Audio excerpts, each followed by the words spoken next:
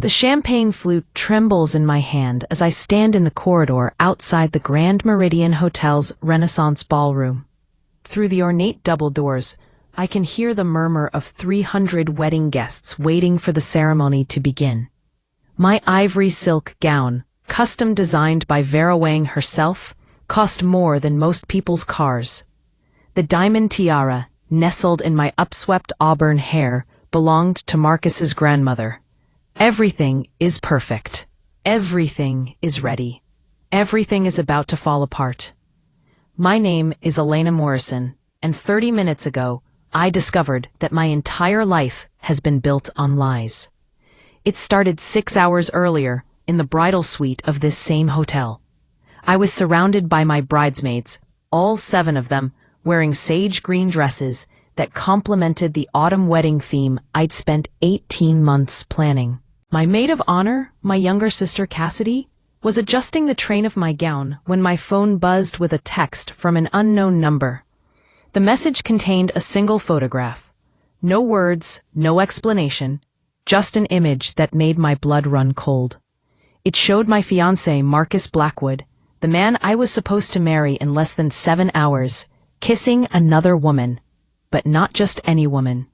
The photograph showed him kissing Cassidy, my sister, my maid of honor, the person I trusted most in the world after Marcus himself. The timestamp on the photo read 3 days ago, Thursday afternoon, the same Thursday when Cassidy claimed she was helping Marcus pick up his wedding band from the jeweler. The same Thursday when they were supposedly running last-minute errands for the wedding. The same Thursday when I was at the spa getting my pre-wedding facial and massage, completely oblivious to the betrayal happening across town. I stared at that photograph for what felt like hours, but was probably only seconds. My bridesmaids were chattering around me, talking about the ceremony and the reception, and how beautiful everything would be. Their voices sounded distant and hollow, as if I were underwater. My heart hammered against my ribs so hard I thought it might actually break through. Cassidy noticed my expression first. Her smile faded and her face went pale. She knew. She absolutely knew what I was looking at, because guilt was written all over her features. "Elena," she whispered, reaching for my phone. "Let me explain." I pulled away from her, my wedding dress rustling with the sudden movement. The other bridesmaids fell silent, sensing the shift in atmosphere. The air in the bridal suite became thick with tension. "Explain what, exactly?" I asked, my voice surprisingly calm despite the hurricane of emotions raging inside me. "Explain why you're kissing my fiancé 3 days before my wedding. Explain why my sister, my maid of honor, the person who's supposed to stand beside me today, has been betraying me." Cassidy's eyes filled with tears, but I felt no sympathy. Only rage. Only betrayal. Only the crushing weight of a trust that had been shattered into a million irreparable pieces. "It's not what it looks like," she stammered, which has to be the most useless phrase in the English language. "I can explain everything." "Then explain," I said, my voice sharp as broken glass. "Explain right now, in front of everyone, why you were kissing the man I'm supposed to marry in 6.5 hours. The other bridesmaids exchanged uncomfortable glances. My cousin Adriana moved closer to me, her hand finding my arm in a gesture of support. My best friend from college, Simone, stood frozen near the door, her mouth hanging open in shock. Cassidy looked around the room desperately, as if searching for an escape route or a reasonable explanation that would make this nightmare disappear. But there was no escape. There was no explanation that would make any of this acceptable. "Marcus and I have been seeing each other," she finally admitted, her voice barely audible. "For the past 4 months. 4 months. The words hit me like a physical blow. 4 months of lies. 4 months of betrayal. 4 months of my sister and my fiancé carrying on behind my back while I planned a wedding, designed a future, and believed in a love that apparently never existed. 4 months, I repeated, my voice hollow. You've been sleeping with my fiancé for 4 months, and you stood there helping me plan this wedding. You helped me choose flowers. You helped me taste wedding cakes. You helped me write my vows. The irony was so bitter I could taste it. I'd written vows about trust and partnership and building a life together. I'd poured my heart into those words, believing every single one of them. And the entire time, the two people closest to me were making a mockery of everything I believed in. I never meant for it to happen, Cassidy said, tears streaming down her face now. It just did. We fell in love, Elena. Real love. Not the kind of arranged understanding you and Marcus have. Strong. Arranged understanding. The phrase stopped me cold. What was she talking about? Marcus and I weren't arranged. We'd met at a charity gala 3 years ago. We'd fallen in love over candlelit dinners and weekend getaways and late-night conversations about our dreams and futures. Or at least I thought we had. Strong. What do you mean, arranged? I asked slowly, feeling the ground shift beneath my feet again. Cassidy wiped her eyes, smearing mascara across her cheeks. You really don't know, do you? You have no idea why Marcus proposed to you in the first place. Strong. The room fell silent. Even the sounds from the hallway outside seemed to fade away. I stood there in my designer wedding gown, surrounded by bridesmaids in their sage green dresses, and waited for my world to collapse even further. Strong. Tell me, I demanded. Tell me right now what you're talking about. Cassidy took a deep breath, seeming to steel herself. Dad made a deal with Marcus's father, Jonathan Blackwood, 2 years ago, when Morrison Enterprises was on the verge of bankruptcy. Do you remember that financial crisis our family went through? I did remember. My father, Richard Morrison, had made some poor investment decisions that nearly destroyed our family's commercial real estate business. For 6 months, our lives had been consumed with emergency meetings and financial consultants and the very real possibility that we would lose everything. Then, suddenly, miraculously, the crisis resolved. New investors appeared. The debt was restructured. Morrison Enterprises survived and even thrived. Jonathan Blackwood saved our family, Cassidy continued. He invested $15 million in Morrison Enterprises, but the investment came with conditions. My stomach twisted into knots. What conditions? Marcus had to marry you, Cassidy said simply. It was a business arrangement, a merger of families disguised as a romance. Jonathan wanted to expand Blackwood Industries into commercial real estate, and Dad needed capital. The marriage was supposed to seal the deal, to bind our families together in business and blood. I felt like I might actually be sick. The beautiful bridal suite with its plush carpeting and elegant furniture started spinning around me. Adriana gripped my arm tighter, holding me steady. You're lying, I whispered. But even as I said it, I knew she wasn't. Too many pieces were clicking into place. Marcus's father's unusual interest in our wedding plans. My father's insistence that Marcus was the perfect match for me. The way business discussions always seemed to creep into family dinners. I wish I was lying, Cassidy said, and for the first time, she sounded genuinely regretful. But it's the truth.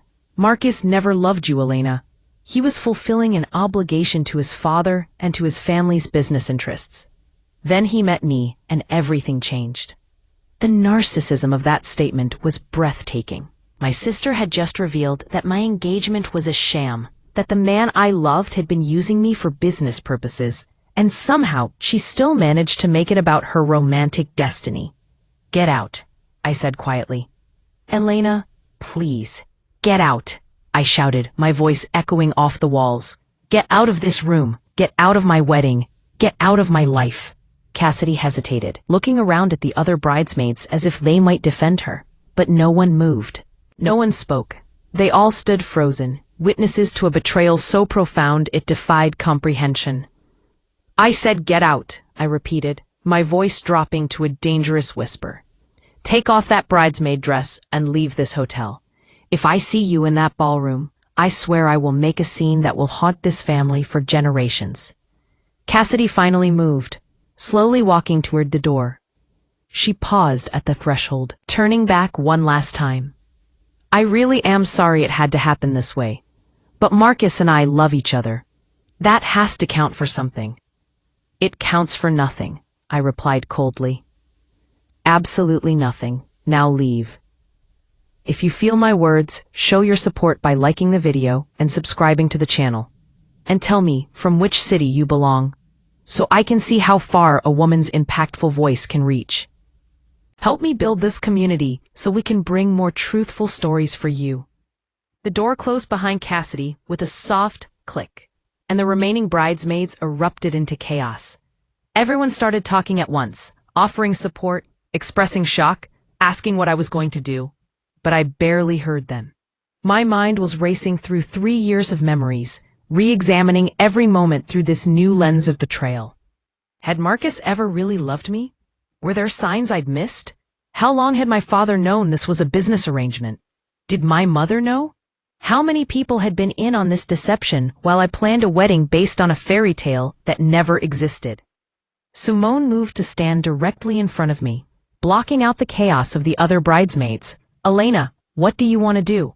We're here for you, whatever you decide. What did I want to do? The ceremony was supposed to start in less than 6 hours. 300 guests were either already here or on their way. The ballroom was decorated with thousands of dollars worth of flowers. The catering staff was preparing a dinner that cost $200 per plate. A 12-piece orchestra was setting up for the reception. My parents had spent close to $300,000 on this wedding, and it was all built on lies. I need to talk to Marcus, I said finally, right now. Before I make any decisions, I need to hear this from him. Adriana nodded. I'll get him. What should I tell him? Tell him his fiancé needs to see him immediately. Tell him it's an emergency. Don't tell him anything else. While Adriana left to fetch Marcus, I walked to the window overlooking the hotel's garden where my ceremony was supposed to take place. A September afternoon was perfect, with golden sunlight filtering through the trees and a gentle breeze that wouldn't be too strong for my outdoor ceremony. The white chairs were arranged in perfect rows. The floral arch at the altar was stunning, covered in cream roses and cascading greenery. It looked like a scene from a wedding magazine. It looked like everything I'd dreamed of, and it was all a lie. 10 minutes later, there was a knock on the door. Marcus entered, looking concerned and confused. He was wearing jeans and a t-shirt, not yet dressed in his tuxedo. His dark hair was slightly messy, and his blue eyes showed genuine worry. He was handsome, successful, charming, everything a woman could want. Except honest, except loyal, except real. Elena, what's wrong? He asked, crossing the room toward me. Adriana said there was an emergency. I held up my phone, showing him the photograph of him kissing Cassidy. His face went white. His steps faltered. And in that moment, I knew everything Cassidy had told me was true. I can explain, he started, which seemed to be the default response for cheaters everywhere. Don't. I interrupted. Don't insult my intelligence by pretending this is something other than what it is. My sister already told me everything about the affair, about the business arrangement, about how our entire relationship has been a transaction designed to save my family's company and expand yours. Marcus closed his eyes, his jaw clenching. When he opened them again, the worry had been replaced by something else. Resignation, maybe. Or relief that the charade was finally over. How long have you known? He asked quietly. About the affair? About 30 minutes, I replied. About the business arrangement? About 25 minutes. So you could say I'm having quite the eventful wedding day. He had the grace to look ashamed, at least. I never wanted to hurt you, Elena. But you did hurt me, I said, my voice remarkably steady. You've been hurting me for 3 years by living a lie. You've been hurting me for 4 months by sleeping with my sister. You're hurting me right now by standing there pretending you care about my feelings when clearly you never have. That's not fair, Marcus protested. I do care about you. You're smart and beautiful and kind. In another life, I could have loved you. But not in this life. I finished for him. In this life, I was just a business opportunity, a means to an end. A way for your father to expand into commercial real estate, and for my father to save his failing company. Marcus nodded slowly. Yes, that's how it started. My father presented it as a business proposition. Marry Richard Morrison's daughter. Merge the families. Strengthen both companies. It seemed practical at the time. Practical. He made our engagement sound like a real estate transaction, which I suppose it essentially was. When did you start sleeping with my sister? I asked, needing to know despite how much the answer would hurt. 4 months ago, Marcus admitted. We ran into each other at a coffee shop, started talking. The connection was immediate and genuine. Everything I'd been pretending to feel for you, I actually felt for her. The honesty was brutal. At least he wasn't trying to spare my feelings anymore. Did you ever love me? I asked quietly. Even a little bit? Even at the beginning? Marcus hesitated, and that hesitation told me everything I needed to know. I cared about you. I respected you. But love? No, Elena. I'm sorry, but no. It was always an arrangement, a role I was playing. I nodded, absorbing this final blow. 3 years of my life.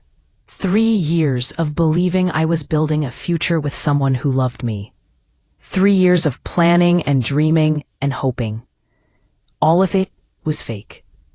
Get out, I said quietly. Get out of this hotel, I continued, my voice growing stronger. Take your tuxedo, take your groomsmen, take whatever you need, and leave. I'll handle everything else. What are you going to tell people? Marcus asked. What are you going to say about why the wedding is canceled? I don't care about the business deal, I interrupted. I don't care about reputations or appearances or what the society pages will say. You used me. You betrayed me. And now everyone is going to know exactly what you did. Marcus stared at me for a long moment, probably calculating the damage I could do. Then he nodded slowly. I'll leave. But Elena, for what it's worth, I really am sorry. Your sorry means nothing, I replied. Now get out before I change my mind about handling this civilly. He left without another word. I stood there in my wedding gown, surrounded by my remaining bridesmaids, and realized I had less than 5 hours to figure out what to do next. Simone spoke first. So we're canceling the wedding. Yes, I confirmed. Obviously, we're canceling the wedding. But I need to make some calls first, starting with my parents. My mother answered on the first ring. Elena, darling, how are you feeling? Are you excited? Nervous? I'm already at the hotel, helping coordinate the final setup.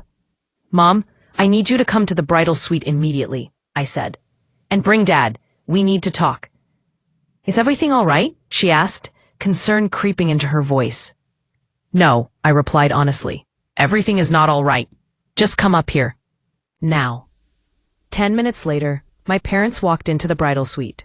My mother, Catherine Morrison, looked elegant as always in her mother of the bride dress, a pale blue tea-length gown with delicate beading. My father, Richard Morrison, wore a dark suit and already looked slightly uncomfortable, the way he always did at formal events. Their expressions shifted from concern to confusion to alarm as they took in the scene. Me still in my wedding gown, my bridesmaids clustered protectively around me, the obvious tension in the air. What's going on? Dad asked. Where's Cassidy? Cassidy is gone, I said flatly. I kicked her out of my wedding and out of my life. Mom gasped. Elena, what happened? What could possibly make you— She's been sleeping with Marcus for 4 months, I interrupted. And before you ask, yes, I have proof. I showed them the photograph on my phone. Mom's hand flew to her mouth. Dad's face turned red, then white, then red again. They stood there in shocked silence, processing this information. That's not all, I continued. Cassidy also told me about the business arrangement. The $15 million investment from Jonathan Blackwood that saved Morrison Enterprises. The condition that Marcus had to marry me as part of the deal. The silence that followed was deafening. My parents exchanged a look that confirmed everything. They knew. They'd always known. My engagement, my relationship, my entire future had been negotiated in a boardroom.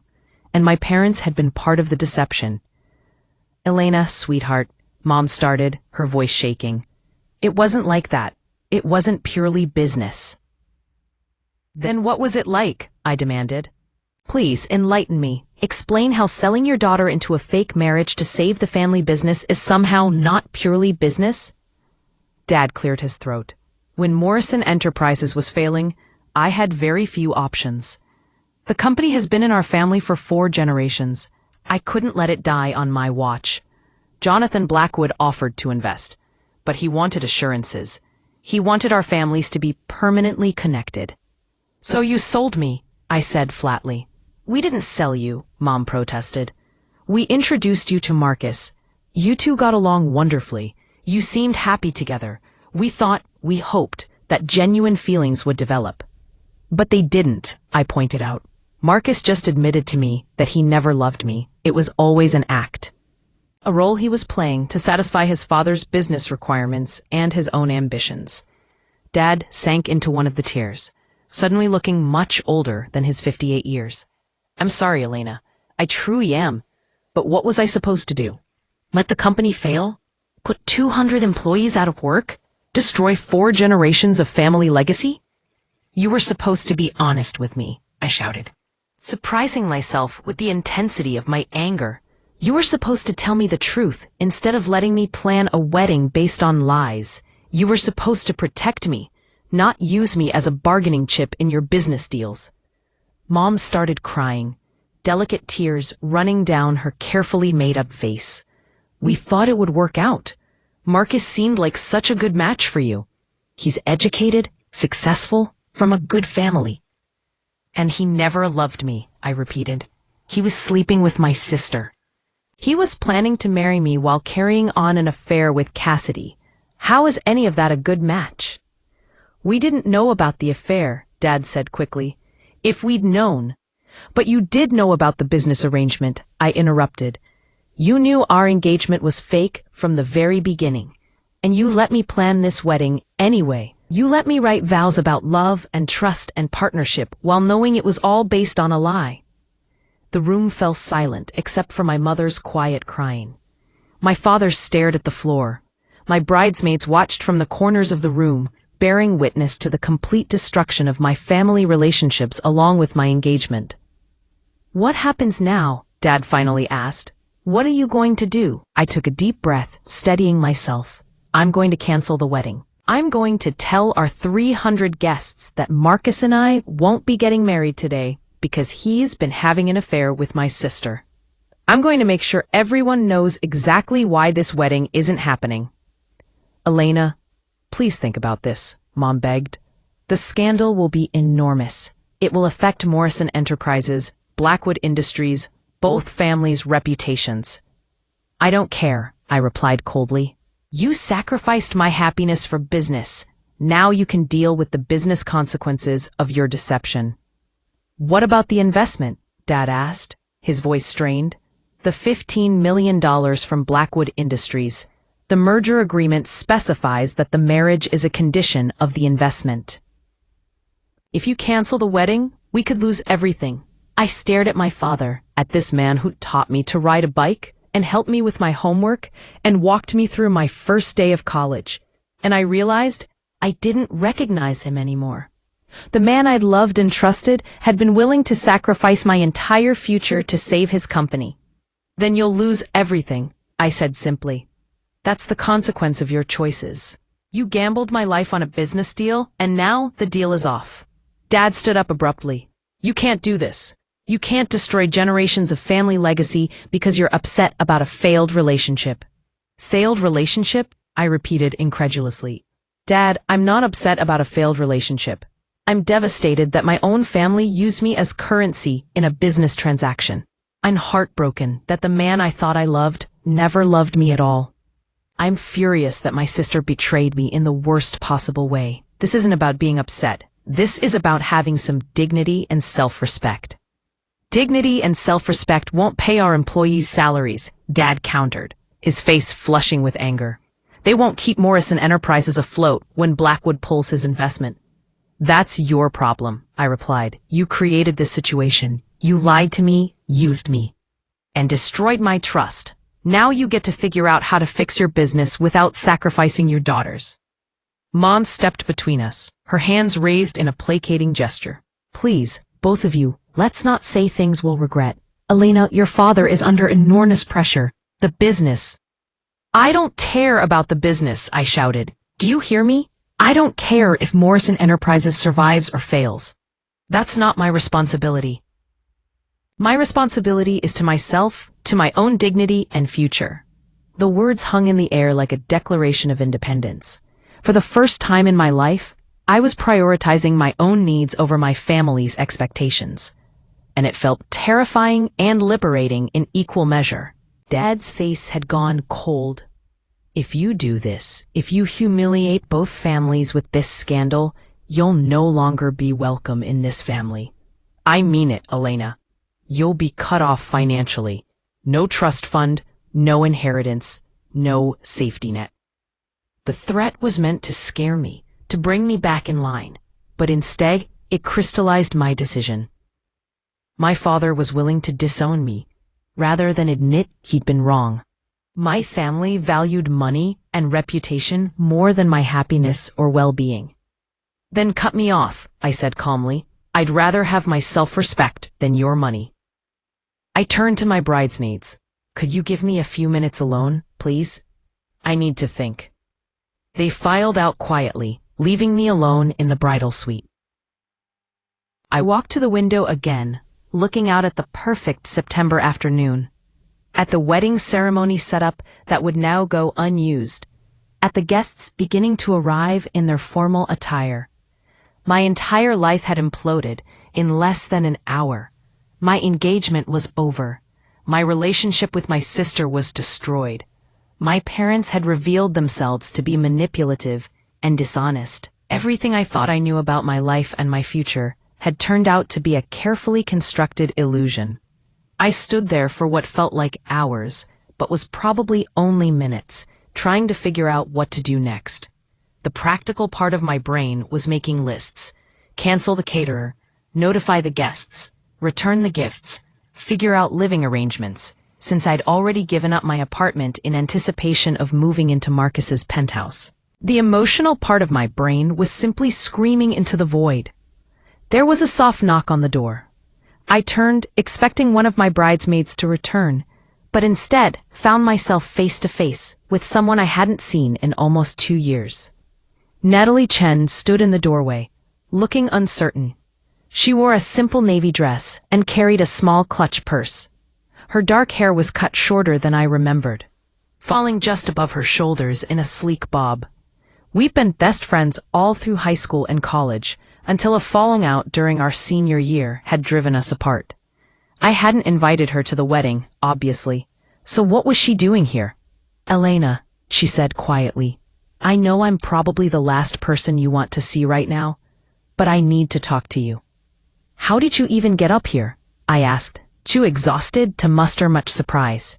This floor is supposed to be restricted to wedding party only. I told security I was a bridesmaid who'd forgotten something, Natalie admitted. I know that was wrong, but I needed to see you before you made a terrible mistake. You're 2 years too late for that, I replied bitterly. I've already made the terrible mistake. I got engaged to a man who never loved me as part of a business arrangement I knew nothing about. Natalie stepped fully into the room, closing the door behind her. I know about the business arrangement. I've known for almost 2 years. That's why I'm here. The revelation made my head spin. What are you talking about? How could you possibly know? She took a deep breath. Do you remember why we stopped being friends? That argument we had right before graduation? I did remember. We'd fought about her relationship with her boyfriend at the time, Tyler something. I'd thought he was using her, that he was only interested in her family's money and connections. She'd accused me of being judgmental and jealous. Things had been said that couldn't be taken back, and we'd gone our separate ways. I remember, I said carefully. You were right about Tyler, Natalie continued. He was using me, but not for my family's money. He was working for a private investigation firm hired by your father to do background research on potential business partners. My stomach dropped. What? Tyler was investigating Jonathan Blackwood and his family, including Marcus, Natalie explained. Your father wanted to know everything about them before agreeing to any business deals. Tyler told me about it one night after too many drinks. He told me about the merger, about the condition that you and Marcus would marry to seal the deal, everything. I felt like the floor was tilting beneath my feet. Why didn't you tell me? I tried, Natalie said, her voice cracking slightly. That argument we had? I was trying to warn you about Marcus. I'd seen you two together at that charity gala. I knew you were developing feelings for him, but I couldn't tell you directly without exposing Tyler's breach of confidentiality, which could have destroyed his career. So I tried to hint, to make you suspicious, to get you to investigate on your own. I fought back to that argument, trying to remember her exact words. She'd said something about how not everything was as it seemed, how people in our social circle often had ulterior motives, how I should be careful about trusting people too easily. I'd thought she was being paranoid and judgmental. I'd never imagined she was trying to warn me about my own future. I didn't understand, I whispered. I thought you were just being cynical. I know, Natalie said sadly. And then we stopped talking, and I watched from a distance as you got more involved with Marcus, as your families announced the engagement, as you started planning this wedding. I kept hoping you'd figure it out on your own. I kept hoping someone would tell you the truth before it was too late. Well, someone did, I said, showing her the photograph of Marcus and Cassidy. My sister, actually. Right after I discovered she's been sleeping with my fiancé for 4 months. Natalie's eyes widened. Oh my God, Elena, I'm so sorry. Everyone's sorry, I replied. Marcus is sorry. My parents are sorry. You're sorry. But nobody's sorry enough to have told me the truth before I spent 3 years planning a future that was never real. You're right, Natalie agreed. And I'll regret not finding a way to tell you for the rest of my life. But that's not why I'm here right now. I'm here because there's more to this story than you know. I laughed, a harsh sound with no humor in it. More? What else could there possibly be? Natalie pulled out her phone and began scrolling through documents. After Tyler told me about the investigation, I started doing research of my own. I wanted to understand what was really happening, what kind of danger you might be in. As if they were spies. Well, it's more complicated than that, Natalie insisted. Jonathan Blackwood didn't just invest in Morrison Enterprises out of generosity. He's been systematically acquiring commercial real estate companies across the region. Morrison Enterprises was one of the last independent firms standing in the way of his complete market dominance. She showed me articles and financial documents on her phone. Company after company had been absorbed into Blackwood Industries over the past decade, some through investments that turned into acquisitions, some through hostile takeovers, some through financial manipulation that forced owners to sell. The pattern was clear and disturbing. Your father's business wasn't just struggling, Natalie continued. It was being deliberately undermined. Contracts were falling through at the last minute. Financing was being mysteriously pulled. Key employees were being poached by competitors. Someone was orchestrating Morrison Enterprises' downfall. You think Jonathan Blackwood was sabotaging my father's company? I asked, trying to follow her logic. I'm certain of it, Natalie replied. It's his standard operating procedure.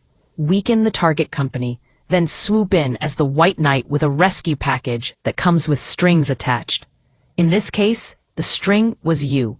By marrying you to Marcus, he wasn't just merging the companies. He was ensuring that when your father retires or dies, Blackwood Industries will control Morrison Enterprises through family connections. The enormity of what she was describing made me feel sick. My engagement wasn't just a business arrangement. It was part of a calculated strategy to destroy my family's independence and absorb our company into the Blackwood empire.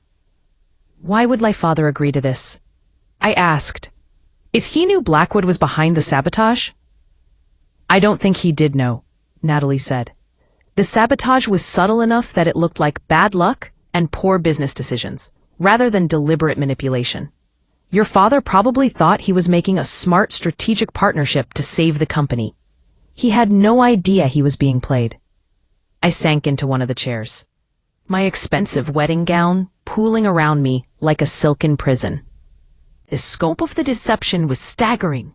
It wasn't just Marcus and my parents who'd been lying to me. It was an entire web of corporate manipulation that had been designed years before I'd even met my fiancé. There's one more thing, Natalie said hesitantly. Something I discovered just last week, which is why I had to come here today, even though I knew you probably didn't want to see me. What now? I asked wearily. How much worse could this possibly get? Marcus and Cassidy's affair wasn't accidental, Natalie explained. I've been monitoring Cassidy's social media, and I noticed she started going to the same coffee shop as Marcus about 6 months ago. The same coffee shop where he claimed they ran into each other by chance, but she started going there weeks before their supposed first meeting. The implications were clear. You think she planned it? That she deliberately set out to seduce Marcus? I think someone planned it, Natalie corrected. I'm not sure if it was Cassidy's idea or if she was being manipulated too, but the timing is too convenient. Your wedding was scheduled for today. If the affair had been discovered any later, you might have already been married. If it had been discovered earlier, there might have been time to repair the relationship or cover it up. The reveal happening on your wedding day itself creates maximum chaos and humiliation. I thought about the anonymous text message with the photograph. Someone sent me the proof this morning. Someone wanted me to know about the affair right before the ceremony. Exactly, Natalie said. Someone orchestrated this entire disaster, and I think I know who. Before she could explain, there was another knock on the door. This time it was Adriana, looking flustered and worried. Elena, I'm sorry to interrupt, but there are guests arriving. People are asking questions. The wedding planner needs to know what to tell everyone. We need to make a decision. I looked at Natalie, then at Adriana, then down at my beautiful wedding gown that I'd spent months selecting. The dress alone had cost $28,000. The whole wedding had cost close to $300,000. My parents had spent a fortune creating this perfect day, and it was all falling apart because of lies and betrayal and corporate manipulation. Suddenly, an idea began forming in my mind.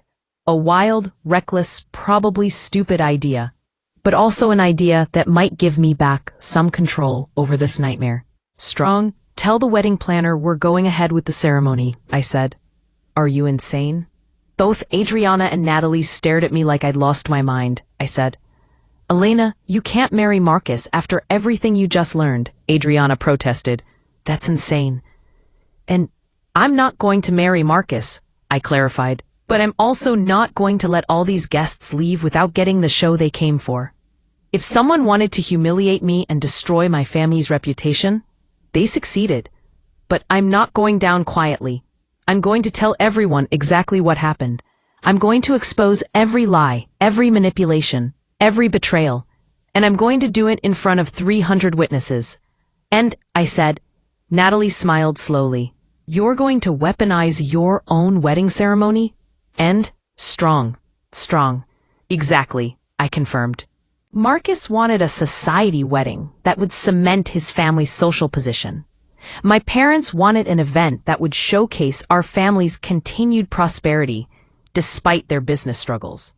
Well, they're going to get a memorable event, just not the one they planned for. This could backfire spectacularly, Adriana warned. You'll be creating a public scandal. Your family's dirty laundry will be aired in front of everyone who matters in this city. Good, I replied, feeling a fierce determination replacing my earlier despair. Let everyone know what kind of people the Blackwoods and the Morrisons really are. Let them see the truth behind the polished facade. Natalie squeezed my hand. I'll be right there with you. Whatever you need, I'm here. The gesture of solidarity from someone I'd lost touch with for 2 years was surprisingly moving. Why are you helping me? I asked. After the way I treated you when we argued? After 2 years of silence, why show up now? Because you're my friend, Natalie said simply. Because I should have found a way to tell you the truth 2 years ago, and I didn't. Because every woman deserves someone in her corner when her world falls apart. Take your pick. I hugged her, probably wrinkling both our dresses, but not caring. Thank you.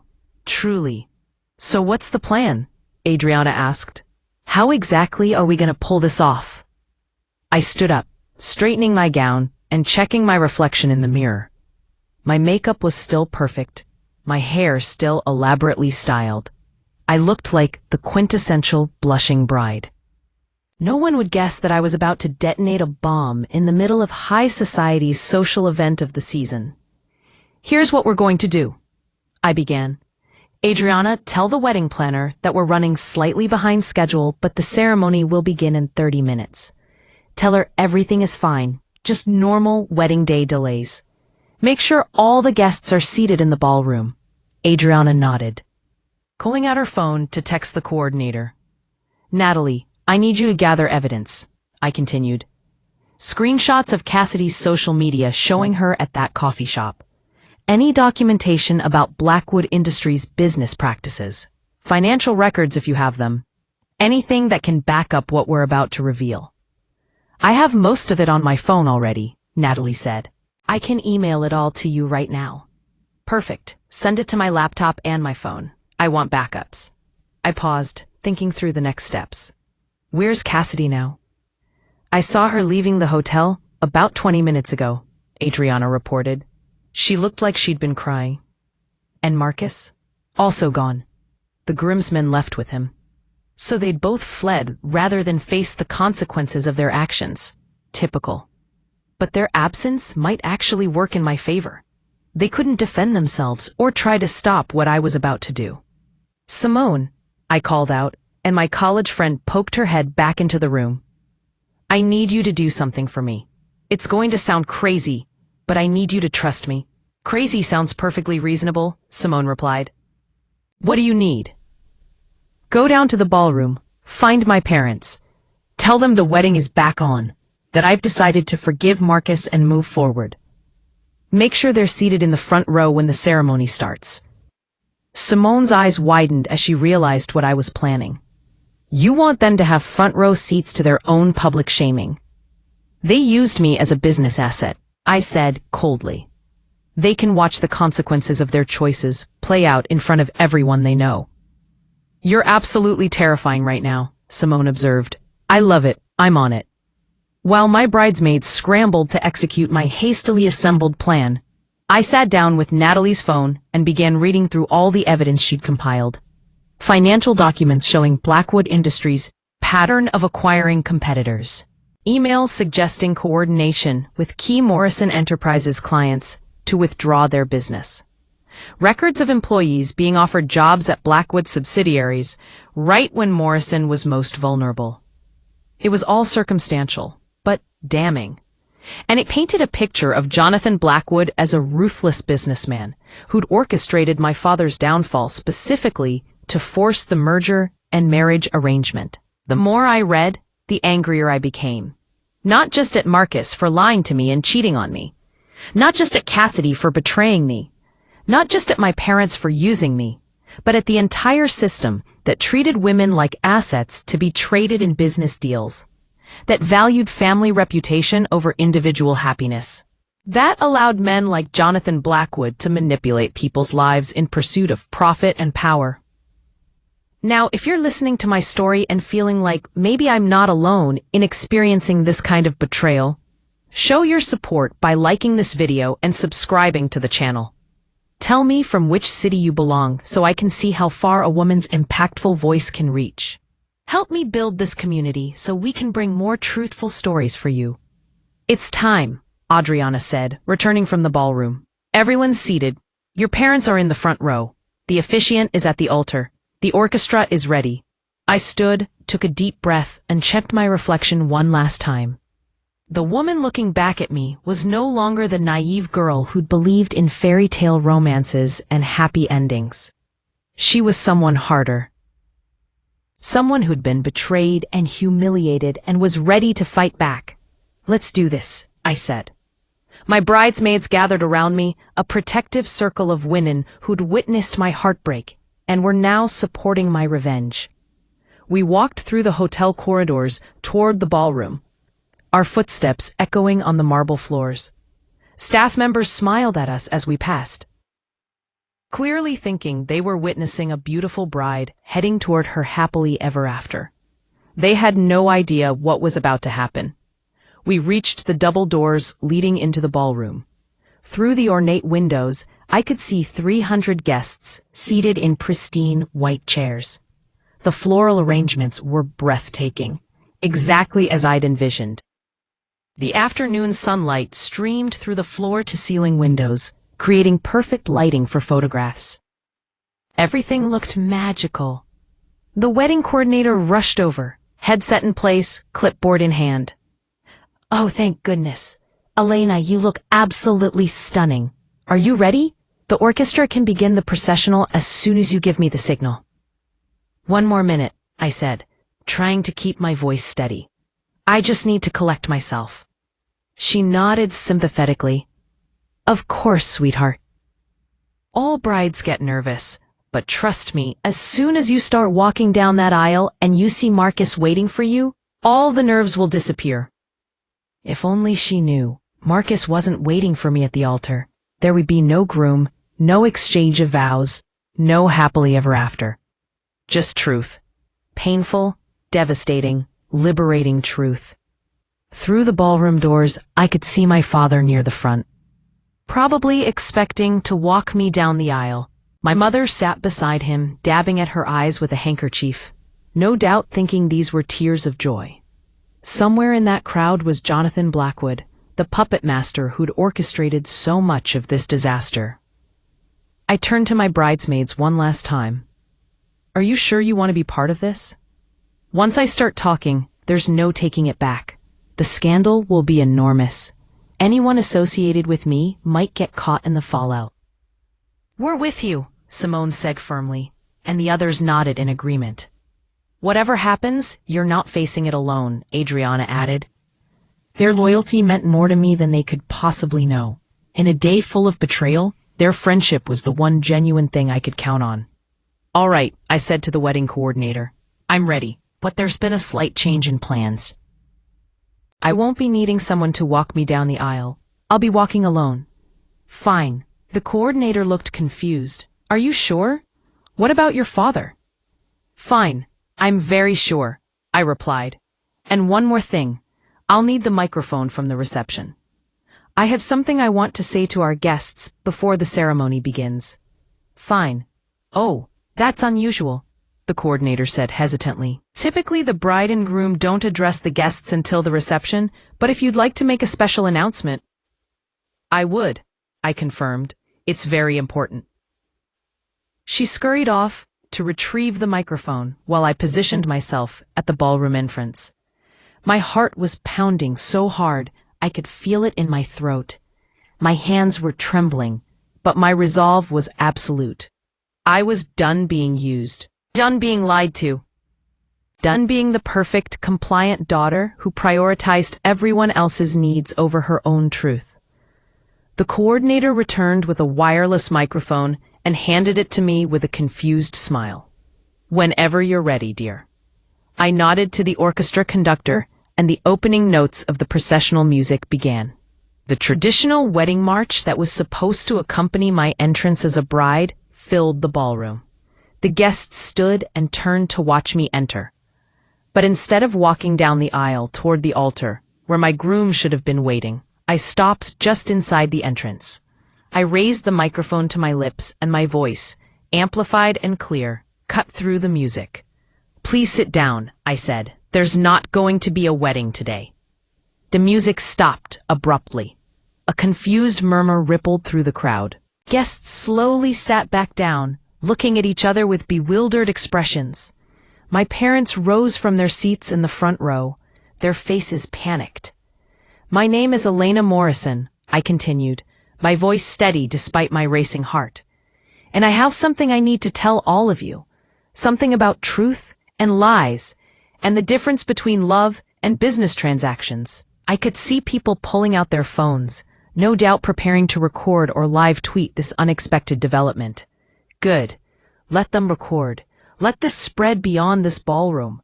Let everyone know what kind of people they'd be dealing with when they did business with the Blackwoods or the Morrisons.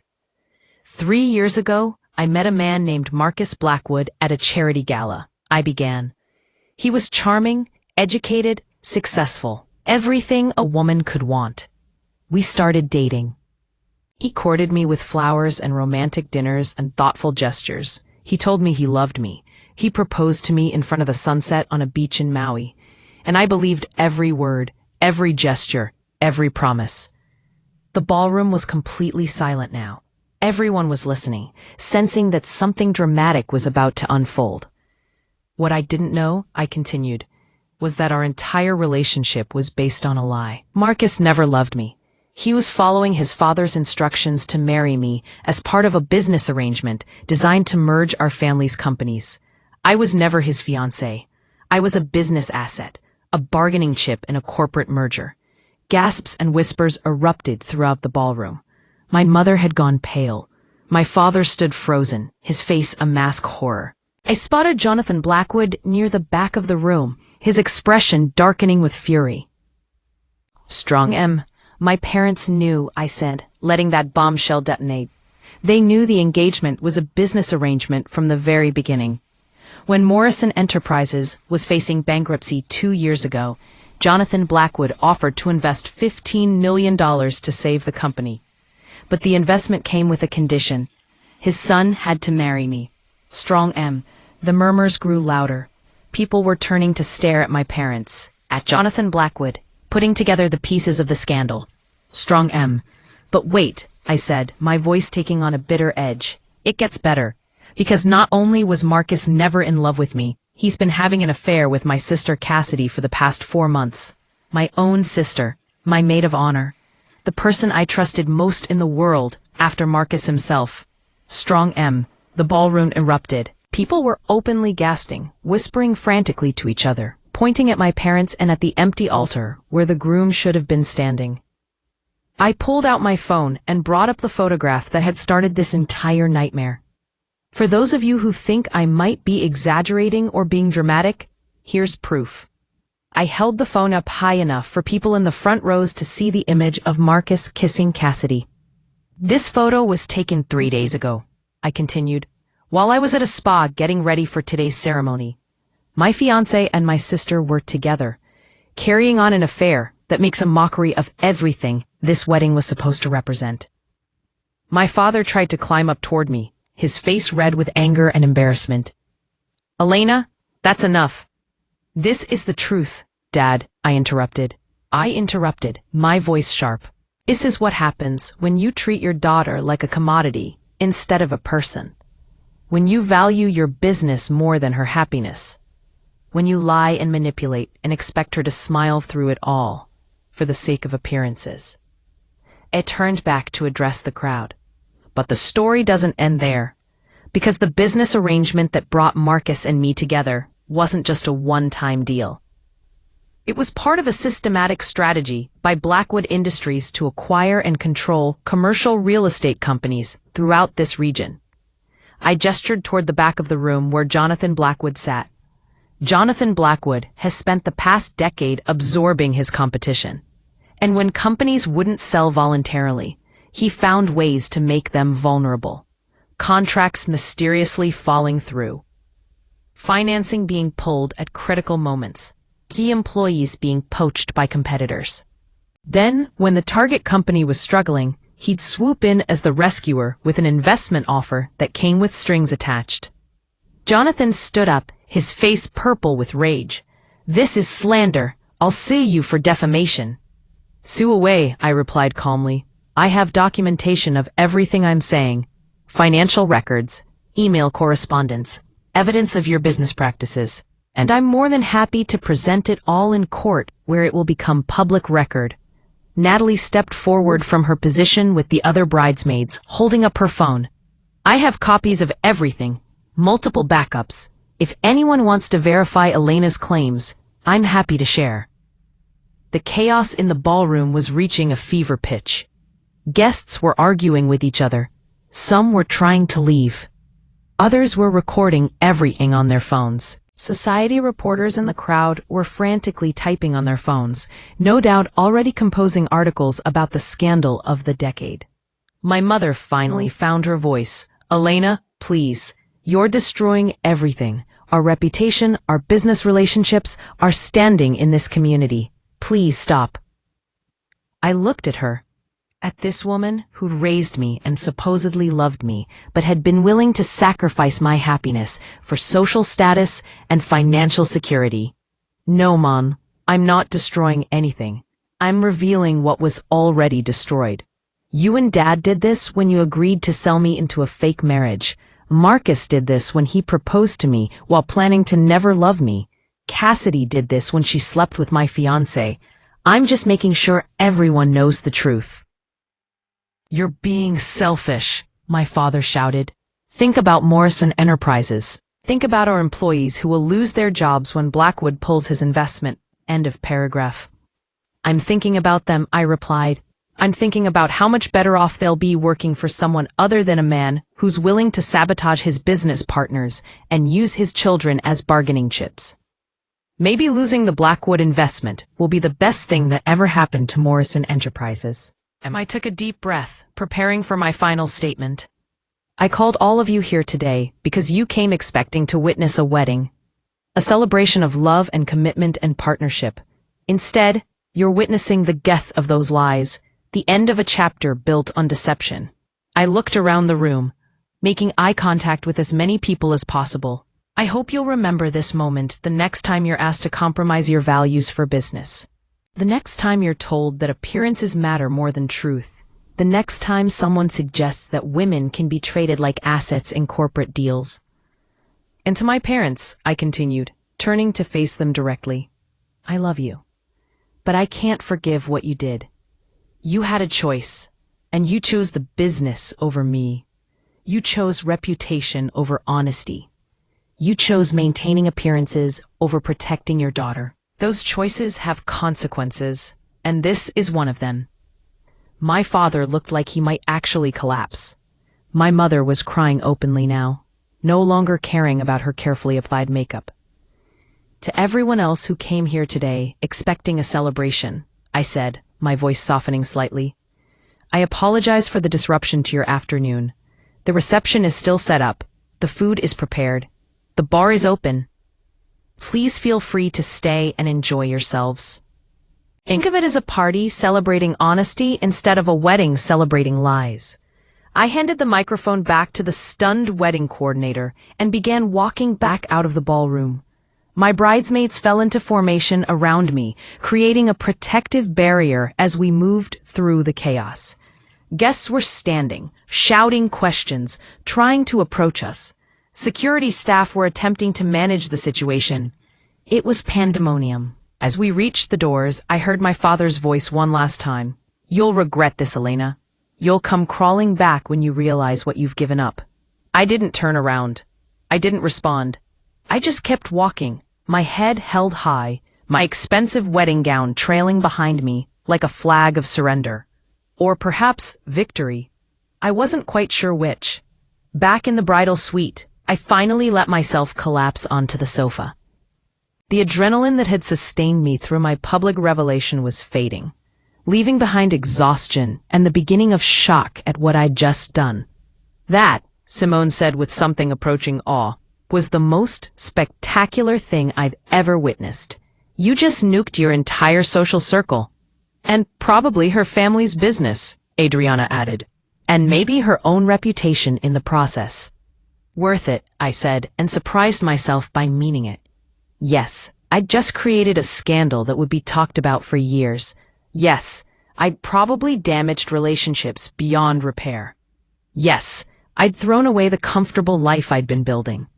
But I'd done it on my own terms, telling my own truth, refusing to be a victim of other people's manipulations. Natalie sat down beside me and put her arm around my shoulders. "What happens now?" "I have no idea," I admitted. "I gave up my apartment. I don't have a job, since I quit to plan this wedding full-time. My parents will probably cut me off financially. I'm essentially starting over from nothing.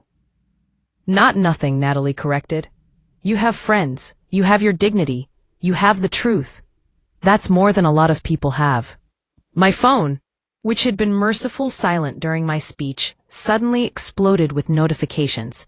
Texts, calls, emails, social media alerts. The story was already spreading.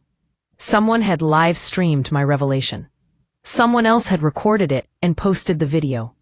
Within minutes, my wedding day meltdown was going viral. I scrolled through some of the messages, bracing myself for judgment and condemnation. But surprisingly, many of them were supportive. Women I'd never met were messaging me about their own experiences with being treated as assets rather than people. Survivors of infidelity were sharing their stories. People who'd been hurt by corporate manipulation were offering encouragement. Look at this, I said, showing my phone to Natalie. People are responding. They're actually supporting what I did. Of course they are, Natalie replied. You said what a lot of people have been thinking, but were too afraid to say. You stood up to powerful men who thought they could control you.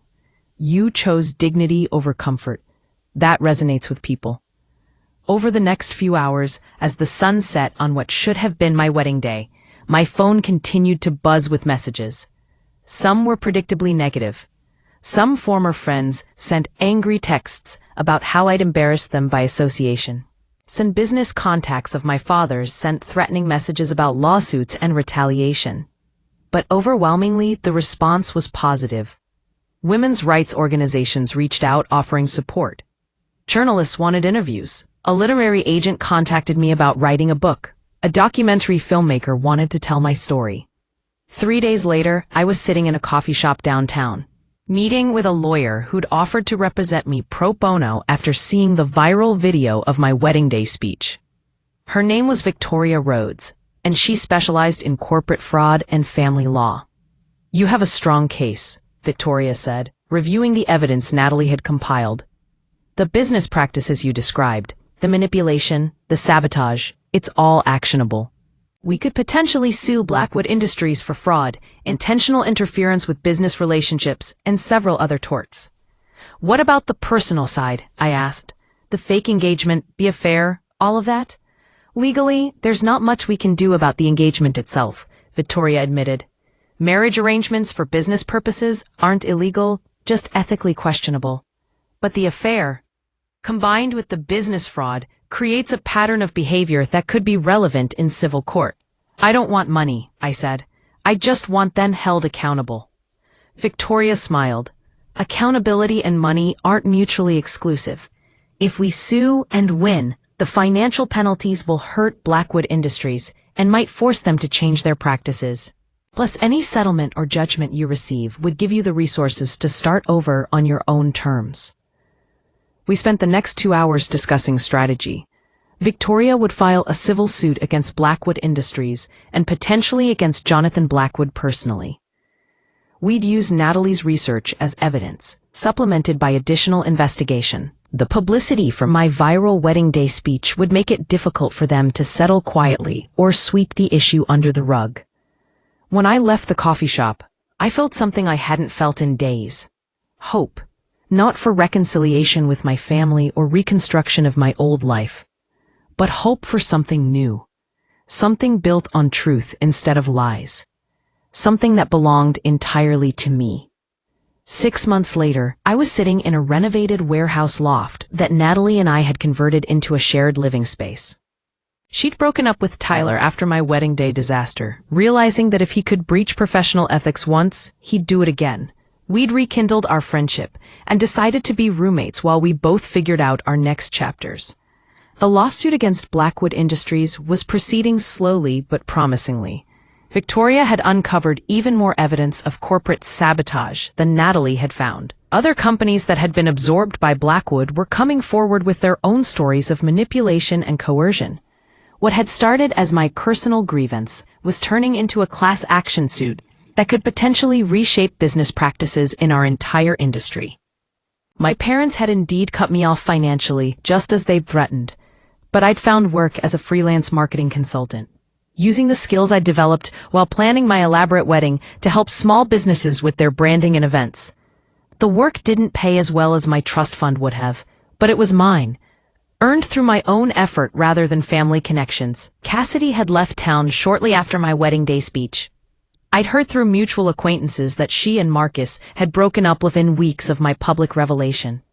Apparently, their passionate affair couldn't survive the harsh light of public scrutiny and social consequences. They'd moved to different cities, both trying to escape the scandal that followed them. Marcus had been fired from his position at Blackwood Industries. His father, furious at the negative publicity and legal troubles Marcus's actions had caused, had cut him off completely. The golden boy who'd been groomed to inherit a business empire was now working as a mid-level manager at a tech startup in Seattle, his ambitions permanently derailed. If you're still with me in this story, if my words are reaching you wherever you are, show your support by liking this video and subscribing to the channel. Tell me from which city you belong, so I can see how far a woman's impactful voice can reach. Help me build this community so we can bring more truthful stories for you. My relationship with my parents was still fractured, possibly beyond repair. We'd exchanged a few tense emails through lawyers regarding the lawsuit, but there had been no personal communication. My mother had apparently told people that I'd had a nervous breakdown, that my wedding day speech was the result of stress and mental instability, rather than justified anger. It hurt to know she was choosing reputation management over acknowledging the truth. But I wasn't surprised. The viral video of my wedding day speech had been viewed over 15 million times across various platforms. I'd done several interviews with major news outlets talking about business ethics, family pressure, and the importance of women standing up for themselves, even when it cost them everything. The interviews had led to speaking engagements. Universities wanted me to talk to their business students about corporate ethics. Women's organizations invited me to speak about recognizing and resisting manipulation. I was building a new career around the very scandal that was supposed to destroy me. One afternoon, while I was working on a presentation for an upcoming speaking engagement, my phone rang with an unknown number. I almost didn't answer, but something made me pick up. And I swear no one ever returned my phone, but something made me pick up. And that's when I realized what. My name is Patricia Blackwood. I'm Jonathan Blackwood's sister and Marcus's aunt. I sat up straighter, suddenly alert. "What can I do for you, Ms. Blackwood?" Patricia said. "And I want you to know that you were absolutely right about my brother. He's a ruthless, manipulative man who's caused tremendous harm to countless people over the years, including his own family." I didn't know what to say to that. "I've been estranged from Jonathan for almost 20 years, Patricia continued. "He drove me out of the family business through tactics similar to what you described. I've watched him destroy competitors, manipulate partners, and treat people like pawns in his endless pursuit of wealth and power. Your courage in standing up to him publicly was extraordinary." "Thank you," I managed, "but I'm not sure why you're calling." "I'm calling because I have information that might help your lawsuit," Patricia explained. "Documents, emails, recorded conversations, evidence of business practices that go back decades. I've been keeping records for years, hoping someone would eventually hold Jonathan accountable. You might be that someone." My heart started racing. "You'd be willing to testify?" Patricia said, "I'd be willing to do more than testify. I'd be willing to fund your legal battle. Victoria Rhodes is excellent, but taking on Blackwood Industries requires resources. I have those resources, and I have a very personal interest in seeing my brother face consequences for his actions." Strong. We talked for another hour. Patricia explained that she'd been quietly documenting Jonathan's business practices since he'd forced her out of the family company. She'd hoped to use the information to protect other potential victims, but had never found the right opportunity or the right person to champion the cause. Until now. Until me. Strong. By the time we hung up, I had a powerful ally and access to evidence that would make our lawsuit devastating to Blackwood Industries. Patricia agreed to meet with Victoria the following week to to discuss strategy and hand over her documentation. 1 year after my wedding day that never was, I stood in a federal courthouse, watching Jonathan Blackwood's legal team negotiate a settlement. The evidence against him and his company was overwhelming. Patricia's documentation, combined with Natalie's research and testimony from multiple other victims of Blackwood's business practices, had created an irrefutable case of corporate fraud and manipulation. The settlement terms were significant. Blackwood Industries would pay $23 million in damages to be distributed among the various victims of Jonathan's schemes. The company would be restructured with independent oversight to prevent future misconduct. Jonathan himself would step down as CEO and face restrictions on his business activities. More importantly, the case had created legal precedent about holding corporations accountable for manipulative business practices. Law schools were teaching it. Business ethics courses were discussing it. The regulations governing mergers and acquisitions were being reformed partly because of what my lawsuit had exposed. My portion of the settlement was $5 million. Combined with the income from my speaking engagements and consulting work, I was more financially secure than I'd ever been. But more than the money, I had something I'd lost somewhere along the way to that disastrous wedding day. Myself, my voice, my agency, my sense of worth that didn't depend on someone else's approval or assessment. 2 years after the wedding that never happened, I received an unexpected letter. It was from my mother, handwritten on her personal stationery. Dear Elena, it began, I've spent 2 years trying to convince myself that you overreacted, that your wedding day speech was an act of spite rather than justified anger. But I can't maintain that delusion anymore. Your father and I were wrong. We treated you terribly. We prioritized money and reputation over your happiness and well-being. We failed you as parents. And I need you to know that I understand that now. I'm not asking for forgiveness. I know I don't deserve it. But I wanted you to know that I'm sorry. Truly, deeply sorry. I hope that someday, if you're willing, we might begin to rebuild some kind of relationship. I would like to know the woman you've become, independent of our family's expectations and manipulations. You're stronger and braver than I ever was. I'm proud of you, even though I have no right to be. I read the letter 3 times, tears streaming down my face. It wasn't enough to erase 2 years of silence and pain. It wasn't enough to undo the damage that had been done. But it was a start, an acknowledgement, an opening toward possible reconciliation. I didn't respond immediately. I needed time to think, to process, to decide what kind of relationship, if any, I wanted with my parents moving forward. But I kept the letter, tucked into a journal where I'd been documenting my journey from betrayed bride to independent woman. 3 years after that catastrophic wedding day, I was invited to speak at a women's leadership conference in New York. The ballroom was packed with hundreds of women from all backgrounds and industries.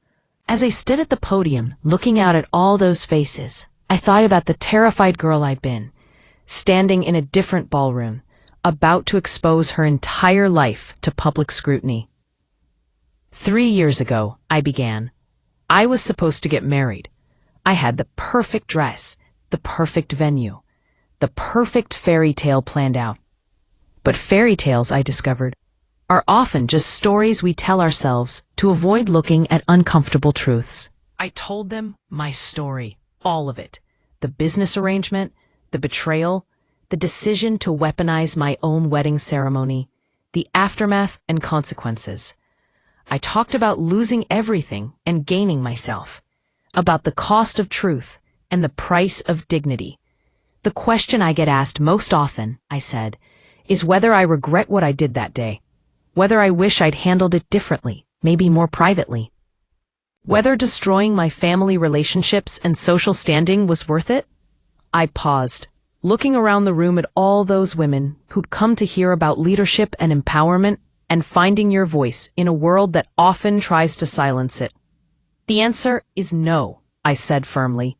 I don't regret it for a second, because that moment, as painful and terrifying as it was the moment I chose myself. The moment I decided that my truth mattered more than their comfort. The moment I stopped being someone else's asset and became my own person. The ballroom erupted in applause. Women stood, some with tears in their eyes, others with expressions of fierce solidarity. In that moment, I understood that my story wasn't just about me anymore. It was about every woman who'd been treated as less than fully human, every person who'd been manipulated by more powerful forces, every individual who'd had to choose between comfort and integrity. After the speech, dozens of women approached me with their own stories. Women who'd been forced into marriages for family reasons. Women who'd discovered their relationships were based on business rather than love. Women who'd been used as pawns in corporate gains. Women who'd found the courage to walk away from situations that were destroying them. One woman, probably in her 60s, gripped my hand tightly and said, "I stayed. I found out my marriage was a business arrangement 30 years ago, and I stayed because I didn't think I had any other choice. I raised children in a loveless marriage. I built a life around a lie. Watching your speech online, hearing your story, made me realize it's never too late to choose yourself. I filed for divorce last month. At 63 years old, I'm finally choosing myself. End strong, P." Her words stayed with me long after the conference ended. The ripples from that wedding day speech continued spreading, touching lives I'd never meet, inspiring choices I'd never witness. What had started as my personal crisis had become something larger. A moment of truth that resonated across generations and circumstances. 4 years after the wedding that never was, I published a book about my experience. The Business of Love, Breaking Free from Transactional Relationships became a bestseller, combining my personal story with broader analysis of how business thinking infiltrates personal relationships and family dynamics. The book tour took me across the country, speaking to audiences who saw their own struggles reflected in my story. During one of these events, in Seattle, ironically, someone in the audience asked if I'd heard from Marcus. I admitted I hadn't, that he disappeared from my life completely after our public breakup. What I didn't mention was that I'd heard through mutual acquaintances that he'd gotten married quietly the previous year to someone he'd met at his new job. A regular woman with a regular career, no business connections, no family empire. Apparently, he'd learned something from our disaster after all. 5 years after that dramatic wedding day, I finally responded to my mother's letter. We met for coffee at a neutral location, both of us nervous and uncertain. She looked older than I remembered, her hair more gray, lines of worry etched around her eyes. "Thank you for agreeing to see me," she said quietly. We talked for 3 hours that first meeting. She told me about the past 5 years, about her relationship with my father, about Cassidy, who had moved back to town and was trying to rebuild her home life. She told me about watching my career develop from a distance, reading my book, seeing my interviews. "Your father still won't talk about what happened," she admitted. "He's convinced himself that you betrayed the family rather than the other way around. But I can't live with that lie anymore. What we did to you was wrong, and I need you to hear me say that." It wasn't a complete reconciliation. There were still wounds too deep to heal with one conversation, but it was a beginning. We started meeting regularly, slowly rebuilding something that resembled a relationship. Not the one we'd had before, with its unexamined assumptions and power imbalances, but something new and more honest. 7 years after standing in a ballroom, telling 300 guests that my wedding was canceled, I stood in a different venue for a very different celebration. Natalie was getting married, and I was her maid of honor. The ceremony was small and intimate, attended only by people they genuinely loved and who genuinely loved them back. As I watched my best friend exchange vows with her partner, I felt something I hadn't felt in years: peace. Not because I'd found my own fairy tale romance.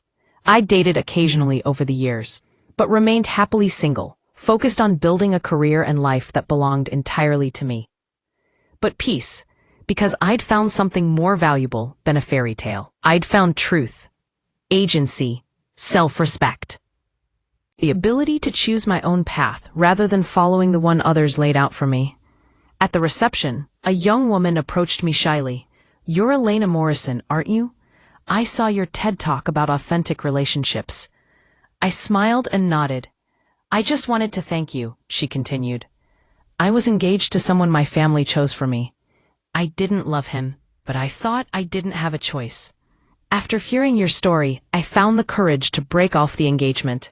It was the hardest thing I've ever done, but also the most important. Stories like hers had become common over the years. My wedding day speech, initially meant as a moment of personal truth-telling, had somehow become a rallying point for people trapped in situations built on obligation rather than genuine connection. I'm glad you found your courage, I told her. That's the most important thing. Not what other people think, not what society expects, but what you know in your heart is true and right for you. She hugged me and moved on, and I stood there in the beautiful garden where Natalie's reception was taking place, thinking about the long, strange journey from that disastrous wedding day to this moment. I'd lost a lot in those 7 years. A fiancé who never loved me. A sister who betrayed me. Parents who chose business over my well-being, though I was slowly, carefully, rebuilding a relationship with my mother. My comfortable place in society. My trust fund. My carefully planned future. But I'd gained something infinitely more valuable. I gained myself. The scandal that was supposed to destroy me had instead freed me. The public humiliation that should have broken me had instead made me stronger. The loss of everything I thought I wanted had revealed what I actually needed: autonomy, integrity, and the courage to live according to my own values rather than others' expectations. As the sun set over Natalie's wedding reception, I raised my glass in a toast to the happy couple, but silently internally. I was also toasting that scared girl in the designer wedding gown who'd chosen truth over comfort 7 years ago. She couldn't have known where that choice would lead, what it would cost, or what it would ultimately give her. But she'd made the choice anyway. And that, I'd learned, made all the difference. The truth is never easy. Standing up for yourself is terrifying. Choosing integrity over comfort requires sacrifices that can feel unbearable in the moment. But living authentically, building a life based on truth rather than lies, is the only way to find real peace. My wedding day speech went viral because it touched something universal: the experience of being undervalued, manipulated, or treated as less than fully human. But the real story isn't about that one dramatic moment. It's about what came after. The slow, painful, beautiful work of rebuilding a life from the ground up. The gradual development of a voice and identity that belonged entirely to me. The discovery that losing everything can sometimes be the beginning of finding yourself. So to anyone listening to this story who finds themselves in a situation where they're being treated as something other than a complete person worthy of respect and honesty, I see you. Your truth matters. Your dignity matters. Your happiness matters more than anyone else's comfort or convenience. And to that woman I was 7 years ago, standing in a bridal suite with her world collapsing around her, thank you. Thank you for being brave enough to speak up. Thank you for choosing truth even when it cost everything. Thank you for making the choices that led to this life, this freedom, this peace. The wedding that never happened was the best thing that never happened to me, and I wouldn't change a single thing.